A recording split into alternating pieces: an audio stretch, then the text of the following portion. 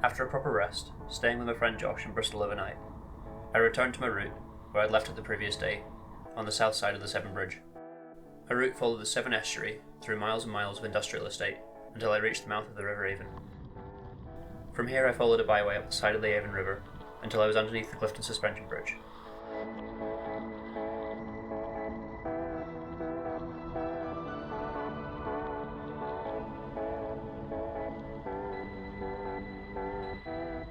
Since leaving John O'Groats, the weather had been especially nice, and I hadn't experienced any rain. Some days had even been too hot and dry. But that was about to change.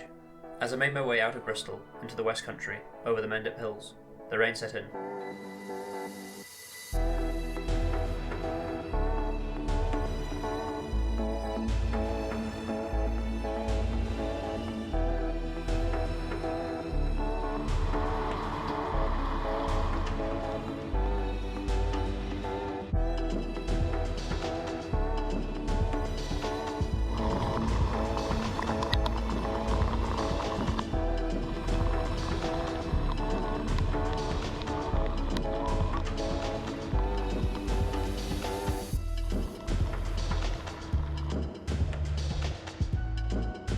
I sat out an hour of the heaviest rain in a bus shelter by the side of the road, and then continued my ride.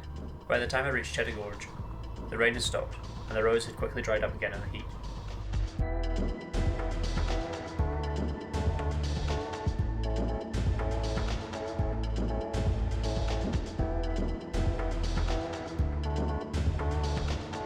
The base of Cheddar Gorge was flooded with people, so I quickly made my way out of there and towards my campsite for the night, in the Blackdown Hills to the south of Taunton.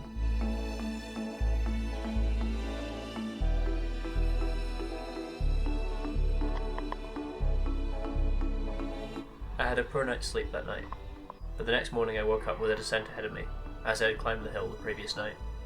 My route first took me down to the town of Hemyock in the Blackdown Hills, before going west towards Tiverton. After Tiverton, I managed to lose myself completely in the lanes of the Devon countryside, whilst making slow progress towards Cornwall and the end of my journey.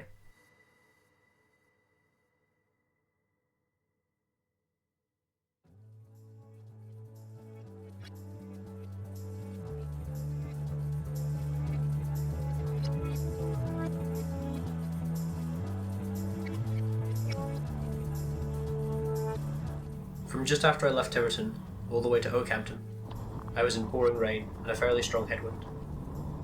This, combined with the never-ending hills, made for quite a hard day in the saddle.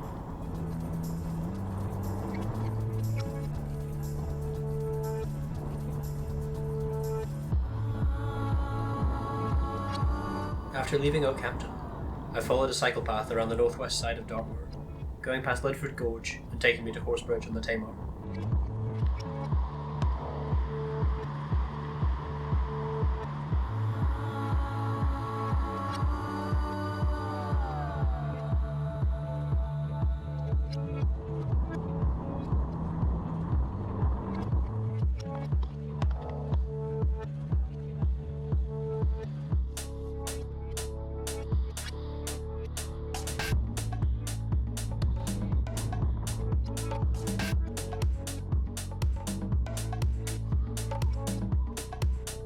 From the Tamar, I went west through Pensilva before emerging onto the southeast edge of Bodmin Moor.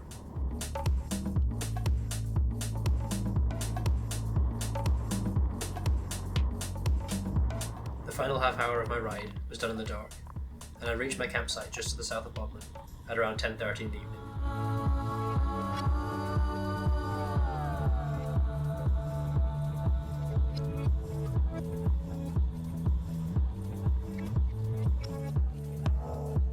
The next morning began with some unexpected mountain biking on some trails I found just south of Bodmin. I then followed a B road parallel to the motorway to Cornwall services, and from there split off, following B roads and lanes towards Truro. The whole day I was riding into the worst headwind I had had yet, and so progress towards Lizard was slow. I had a nice ride down through Gweek and up the other side, but after that I was on the A road in amongst a lot of traffic, until I got to Lizard Point, and here I could take in the sea, the most southerly point in the UK, roughly 10 days after leaving the most northerly point at Dunnet Head at the start of my journey.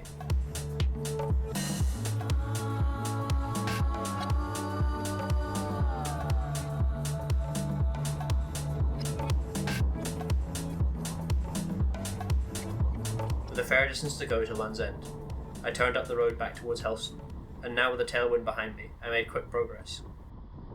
I had to follow the A road most of the way to Penzance, but fortunately, at Marazion, I managed to split away from the main road, taking a much quieter route, which took me past St Michael's Mount and onto the shorefront of Penzance. Leaving Penzance, I had a beautiful and relatively calm evening to ride out to Land's End.